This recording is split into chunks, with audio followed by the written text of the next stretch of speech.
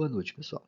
Como eu havia prometido, vamos ver aí a solução da primeira questão, a letra A. Pelo menos da letra A aí, só para a gente ter uma ideia de como se fazia esses cálculos, essa resolução, tá? Se V for o valor atual de uma anuidade ordinária de pagamentos iguais a $100 ao ano por T anos a uma taxa de juros de 100% ao ano, então V é dado por essa expressão, por essa função. Ou seja, V é igual a 100 vezes 1 menos 1 mais I elevado a menos T dividido por I.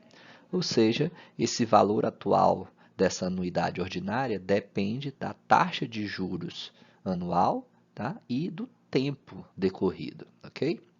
Então, letra A. Ache a taxa de variação de V, ou seja, desse valor atual da anuidade, por unidade de variação de I, ou seja, por unidade de variação da taxa de juros, se T permanece fixo em 8, ou seja, se o tempo permanecer fixo em 8 anos. Ou seja, se o tempo for de 8 anos e a gente fizer essa taxa de juros variar, uma variação por unidade de medida, ou seja, significa que a taxa vai variar de 1 em 1%, né, já que a unidade de medida da nossa taxa de variação é a porcentagem, então é de 1 em 1%. Então, à medida que essa taxa de variação varia e o tempo permanece fixo em 8, qual a variação obtida para esse valor atual da anuidade, ou seja, de V, ok? Então, a interpretação dessa pergunta é justamente a derivada parcial de V em relação a I, ou seja, é obter a derivada parcial desse valor da anuidade, fazendo a nossa taxa de variação, né, a nossa taxa de juros, desculpa, taxa de juros variar, mantendo o tempo fixo em 8.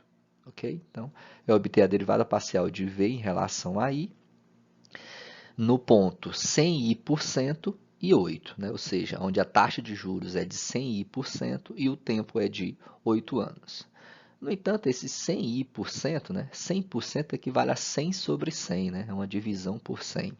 100 dividido por 100 dá 1, 1 vezes I é I, ou seja, significa obter a derivada parcial de V em relação a I no ponto I8, ou seja, onde a taxa de variação é I, a taxa de juros é I e o tempo é igual a 8. Tá?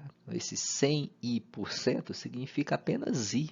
Tá? Então, 100% do valor I é justamente I. Ok? Então, primeiro a gente obtém a derivada parcial dessa expressão V num ponto genérico, IT. Tá? Depois de obter essa expressão que representa a derivada parcial de V nesse ponto IT, a gente vem aqui e substitui nesse ponto I8. Ok? Então, vamos lá. Derivada parcial de V em relação a I num ponto genérico IT.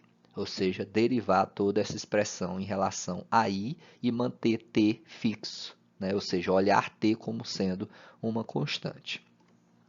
Então, o 100 é uma constante nesse caso aqui, então a gente pode deixar ele fora da derivada, e no final das contas a derivada parcial tem que ser calculada nesse colchetes aqui, tá? Então, a derivada parcial em relação a I daquela expressão que está no colchete. Observe que tem I tanto no numerador quanto no denominador dessa expressão. Então, para derivar isso aqui, a gente tem que usar a regra do quociente, né? O que diz a regra do quociente?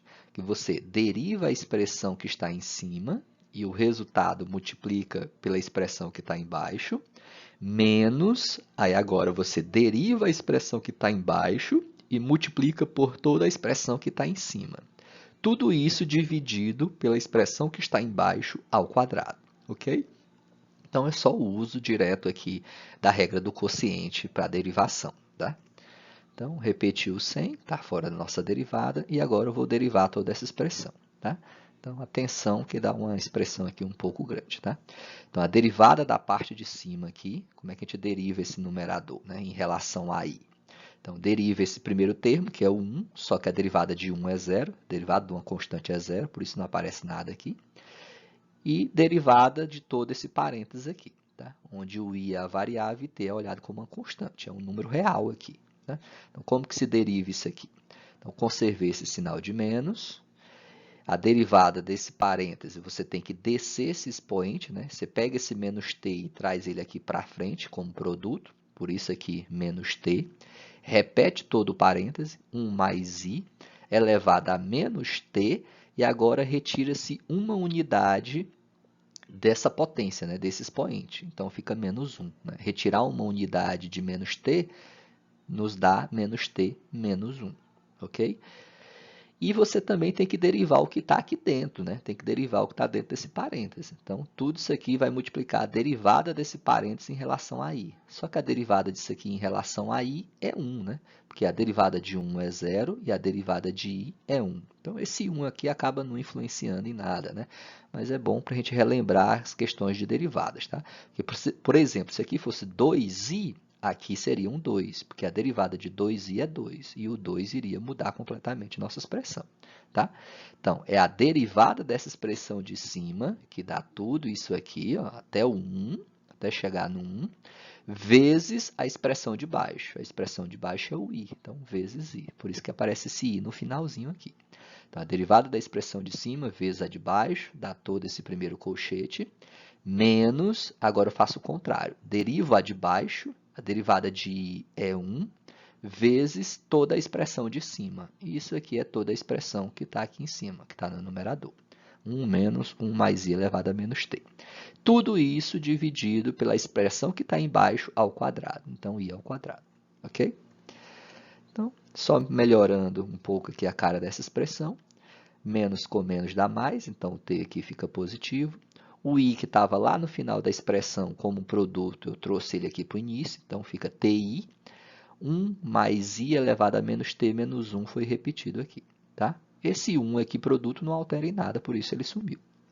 Menos, nesse último colchete aqui, 1 vezes esse parêntese, vai dar esse parêntese. Né? Esse 1 como produto não altera em nada. Então, repetir esse sinal de menos e, em seguida, repetir esse parêntese.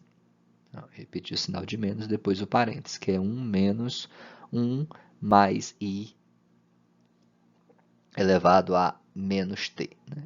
Na verdade, tem esse parêntese aqui, era para ter um último parêntese aqui, mas o colchete já está fazendo esse papel. Tá? Então, desconsidere esse parênteses aqui no início.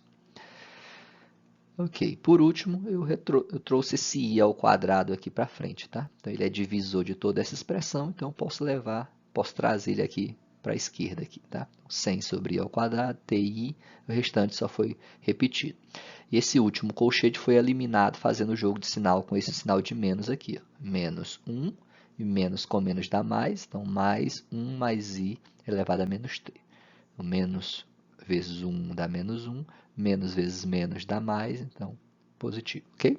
Então, essa aqui é a derivada de v em relação a i num ponto genérico it. Tá? O que eu tenho que fazer agora com isso? Tenho que pegar toda essa expressão e avaliar ela agora no ponto I8. Ou seja, eu quero a derivada de v em relação a i no ponto I8. Então, o i tem que ser substituído por i, então mantém a mesma coisa, só que o t tem que ser substituído por 8.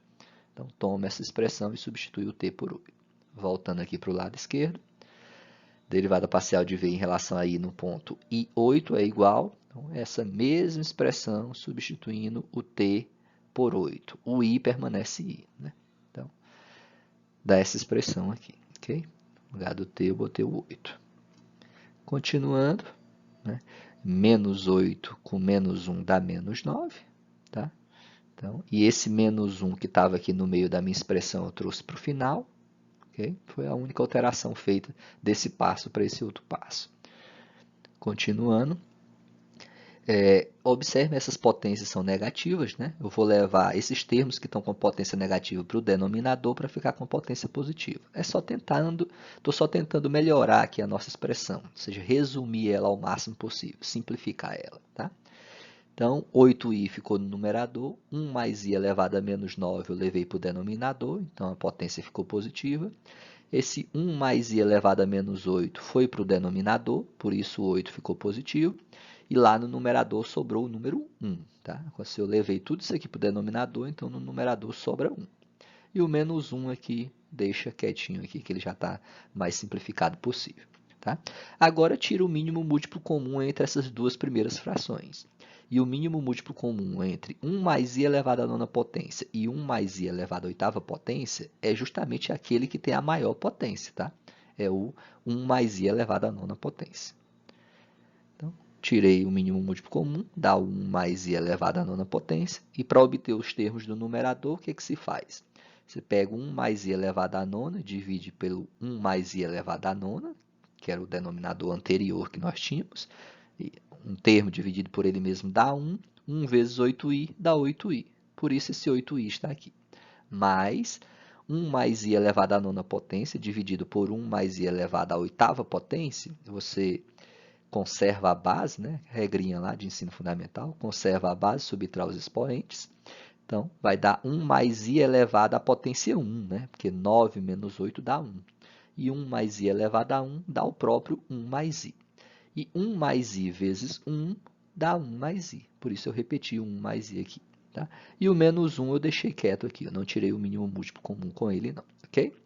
E agora vamos para o próximo slide, repetir essa expressão que está aqui para a gente tentar simplificar ela o máximo possível.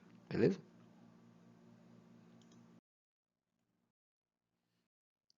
Então, continuando, tá? Repetir a mesma expressão que estava lá anteriormente. Ok?